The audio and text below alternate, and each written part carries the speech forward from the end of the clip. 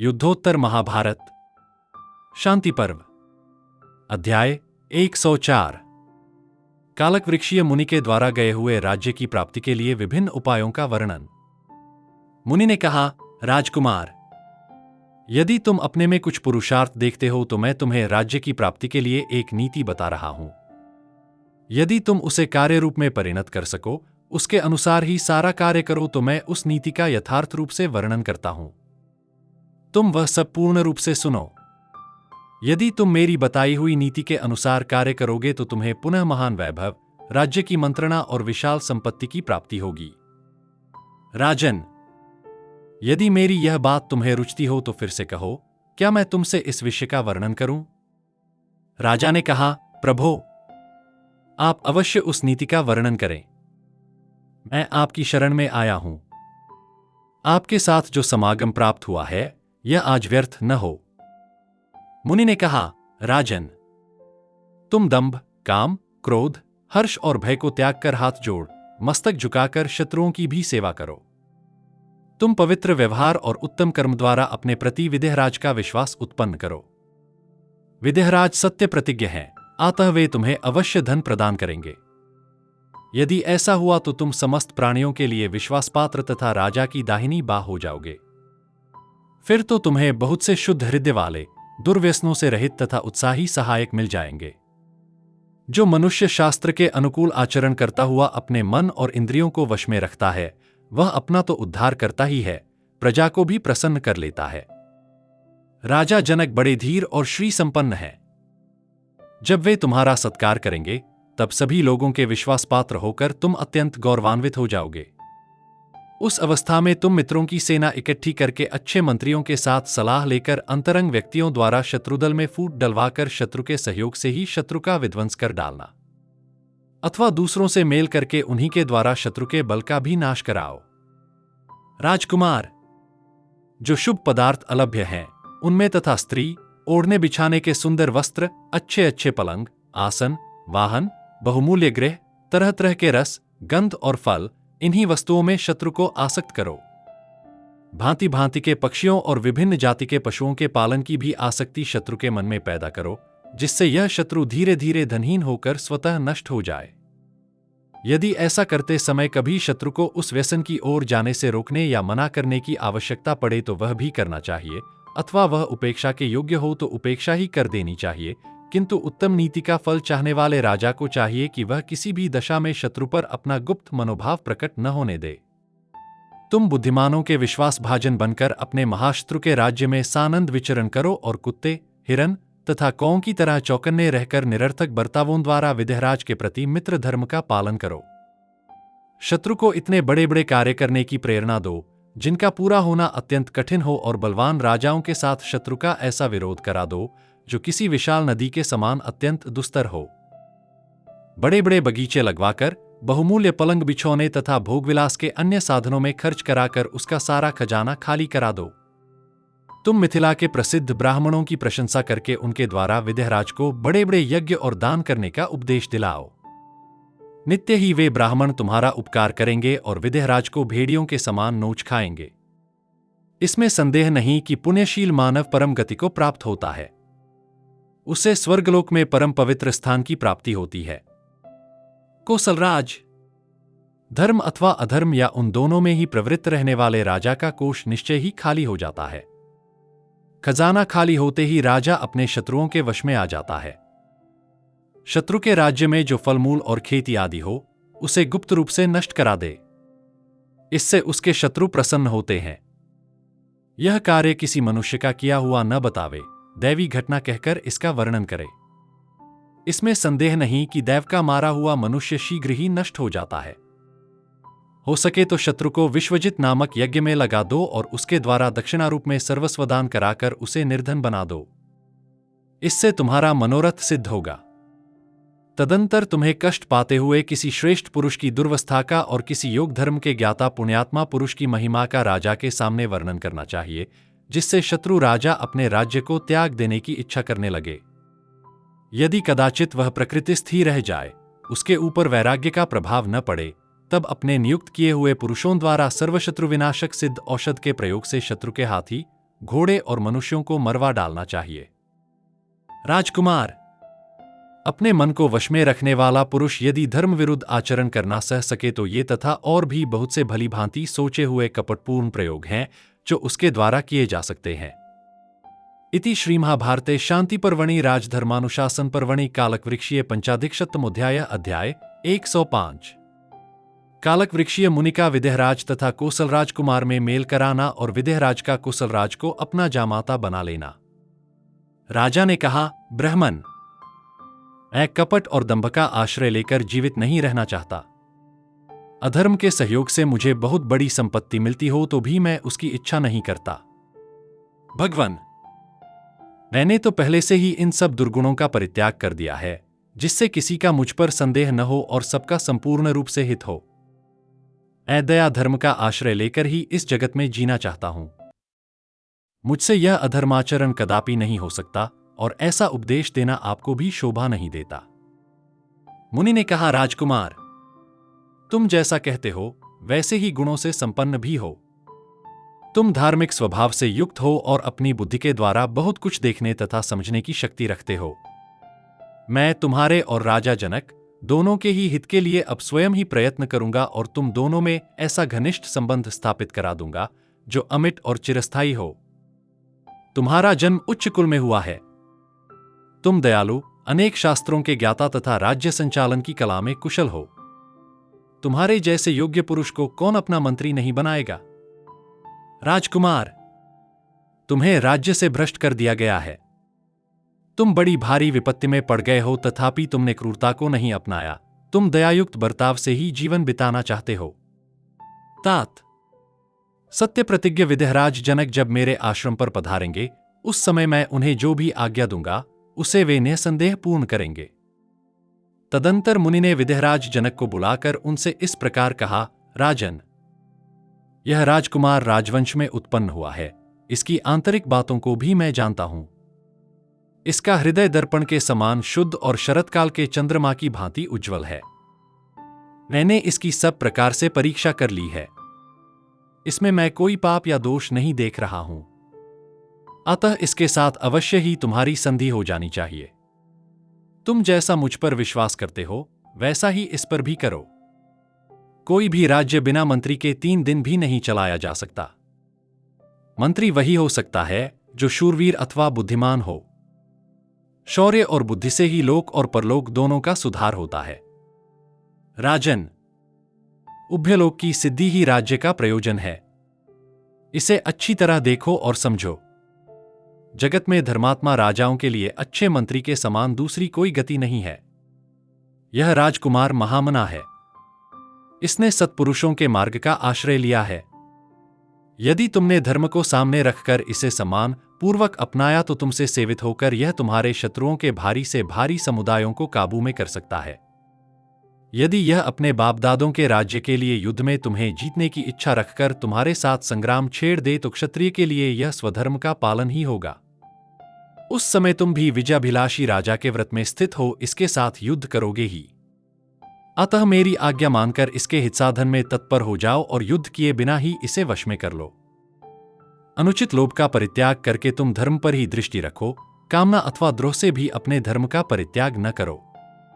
तात, किसी की भी न तो सदा जय होती है और न नित्य पराजय ही होती है। जैसे राजा दूसरे मनुष्यों को जीतकर उसका तथा उसकी संपत्ति का उपभोग करता है, वैसे ही दूसरों को भी उसे अपनी संपत्ति भोगने का अवसर देना चाहिए। वत्स, अपने में भी जय और पराजय दोनों को देखना चाहिए। जो दूसरों की संपत्ति छीनकर उसके पास कुछ भी शेष नहीं रहने देते, उन्हें उस सर्वस्वापहरण रूपी पाप से अपने लिए भी सदा भय बना रहता है। मुनि के इस प्रकार कहने पर राजा ने उन पूजनीय ब्राह्मण शिरोमणि महर्षि का पूजन और आदर सत्कार करके उनकी बात का अनुमोदन करते हुए इस तरह उत्तर दिया।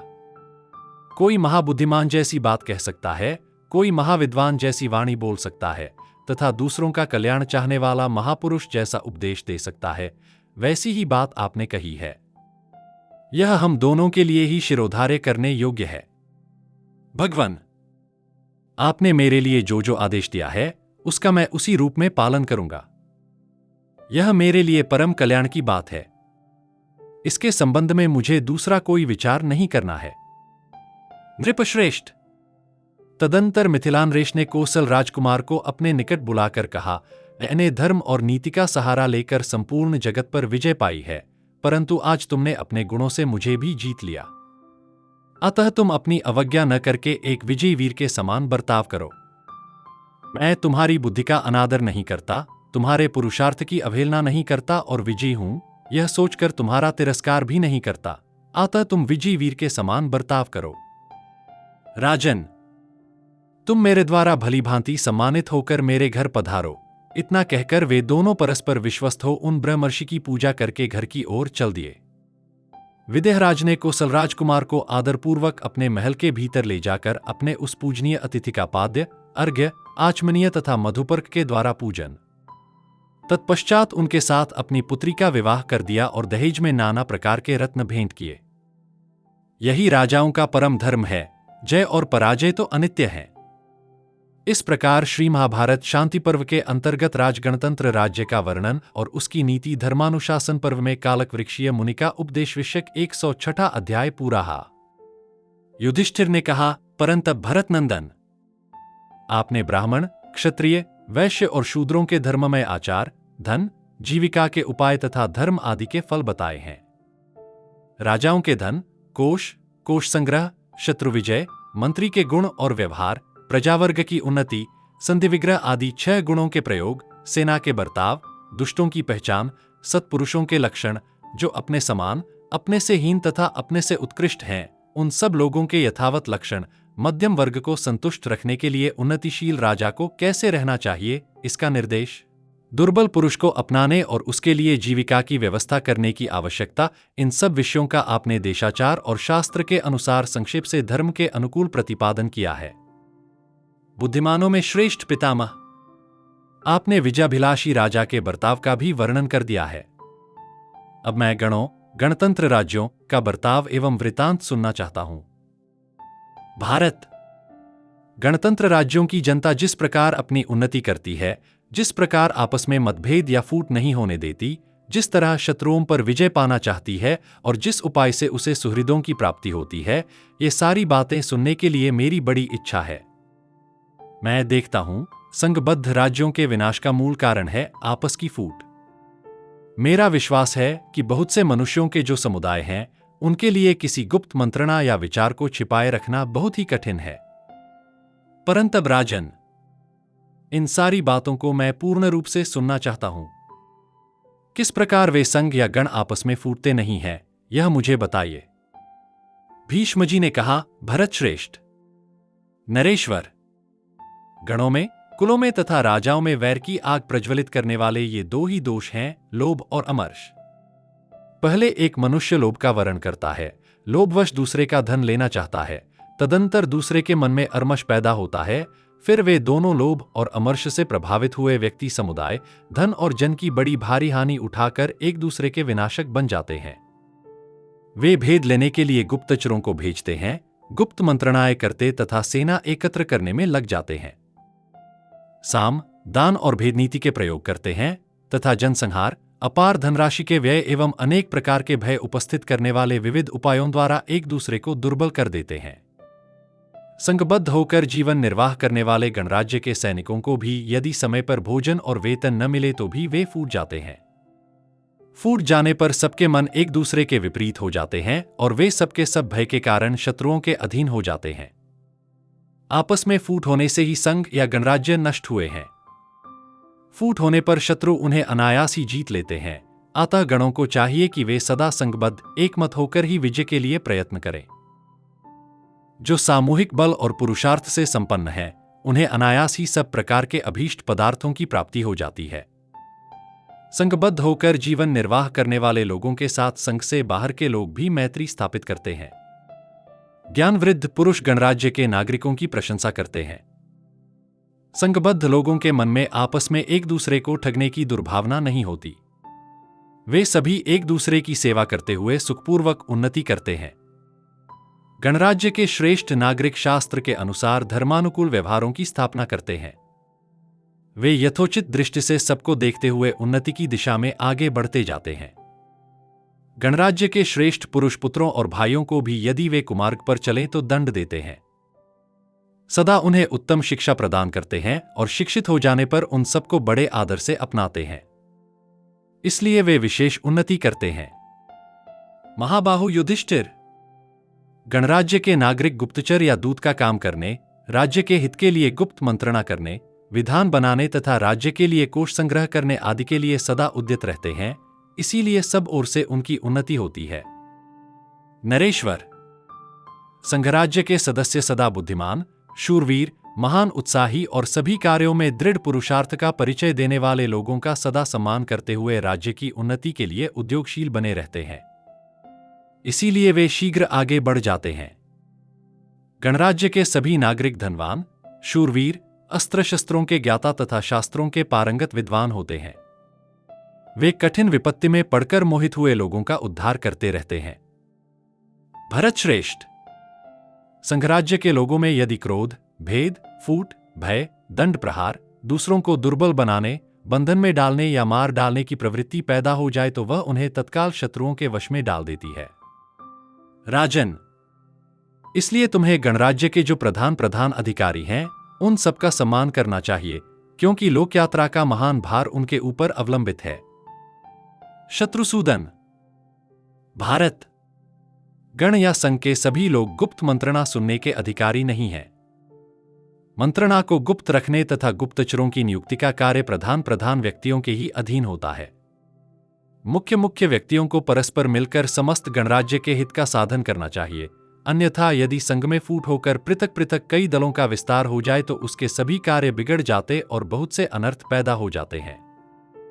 परस्पर फूटकर पृथक अपनी शक्ति का प्रयोग करने वाले लोगों में जो मुख्य नेता हों, उनका संघराज्य के विद्वान अधिकारियों को शीघ्र ही दमन करना चाहिए। कुलों में जो कलह होते हैं, उनकी यदि कुल के वृद्ध पुरुषों ने उपेक्षा कर दी तो वे कलह गणों में फूट डालकर समस्त कुल का नाश कर डालते हैं। भीतरी भय दूर करके संघ की रक्षा करनी चाहिए। यदि संघ में एकता बनी रहे तो बाहर का भय उसके लिए निहसार है, वह उसका कुछ भी बिगाड़ नहीं सकता। राजन, भीतर का भय तत्काल ही संघराज्य की जड़ काट डालता है। अकस्मात पैदा हुए क्रोध और मोह से अथवा स्वाभाविक लोभ से भी जब संघ के लोग आपस में बातचीत करना बंद कर दें, तब यह उनकी पराजय का लक्षण है। जाति और कुल में सभी एक समान हो सकते हैं, परंतु उद्योग, बुद्धि और रूप संपत्ति में सबका एक सा होना संभव नहीं है। शत्रु लोग गणराज्य के लोगों में भेद बुद्धि पैदा करके तथा उनमें से कुछ लोगों को धन देकर भी समूचे संघ में फूट डाल देते हैं। अतः संघबद्ध रहना ही गणराज्य के नागरिकों का महान आश्रय है। इति श्रीमहाभारते शांतिपर्वणि में 107वां अध्याय पूर्ण हुआ।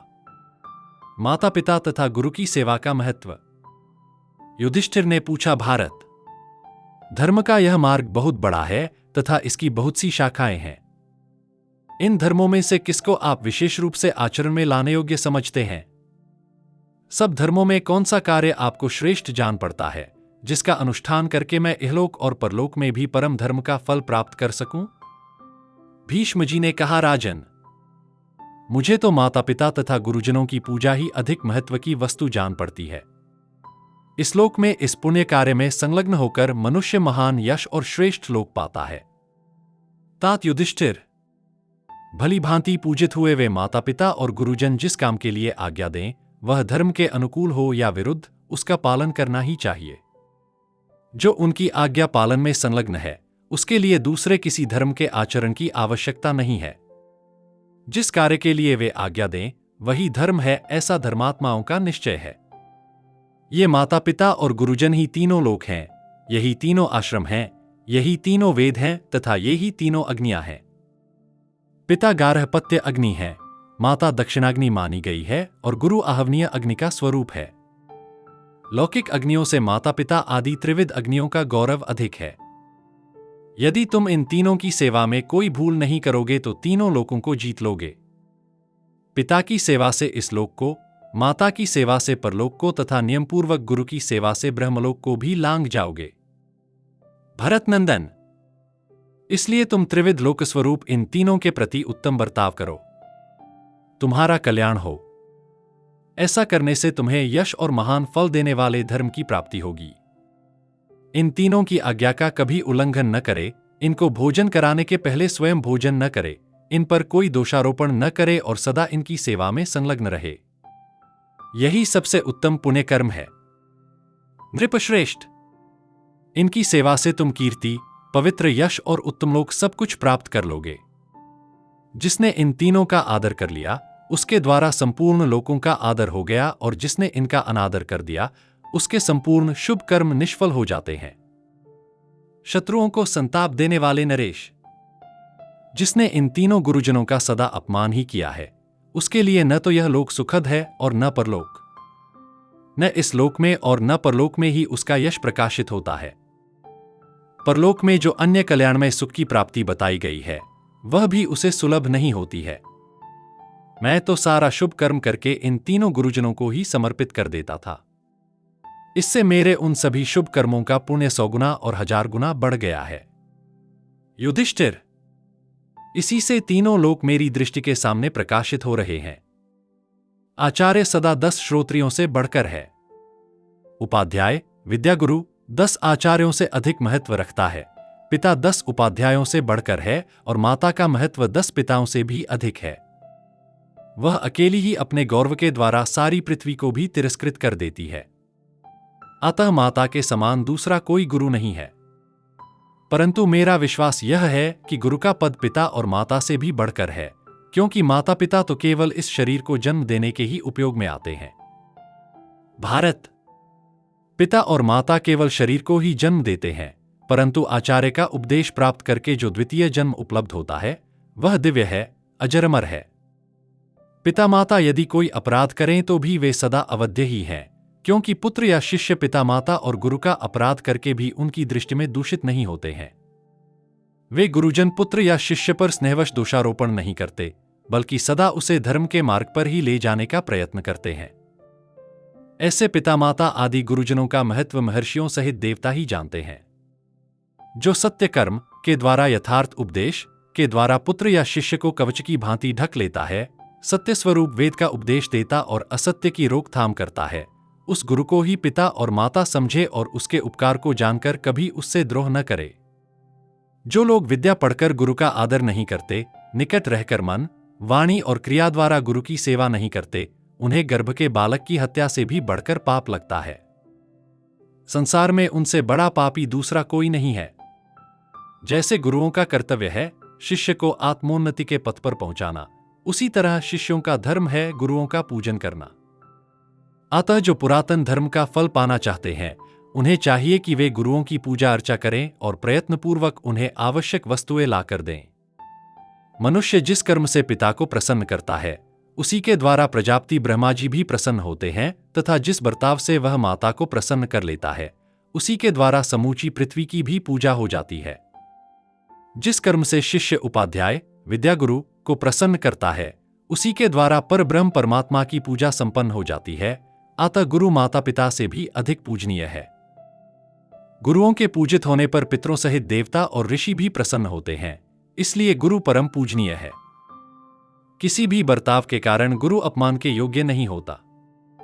इसी तरह माता और पिता भी अनादर के योग्य नहीं है। जैसे गुरु माननीय हैं, वैसे ही माता पिता भी हैं। वे तीनों कदापि अपमान के योग्य नहीं हैं। उनके किए हुए किसी भी कार्य की निंदा नहीं करनी चाहिए। गुरुजनों के इस सत्कार को देवता और महर्षि भी अपना सत्कार मानते हैं।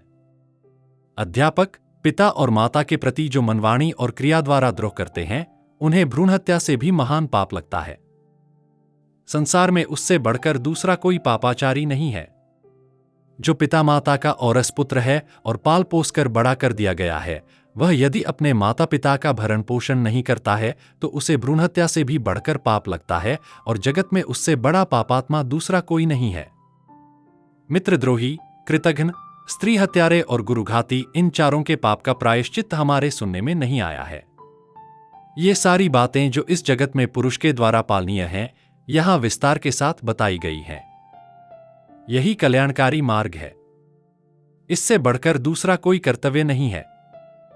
संपूर्ण धर्मों का अनुसरण करके यहां सबका सार बताया गया है। इति श्रीमहाभारते शांतिपर्वणि राजधर्मानुशासन पर्व में 08वां अध्याय समाप्त हुआ। महाभारत भारत का गौरवशाली इतिहास। हम कथा सुनाते पांडव सकल महान की। यह महाभारत है पुण्य कथा श्री भगवान की।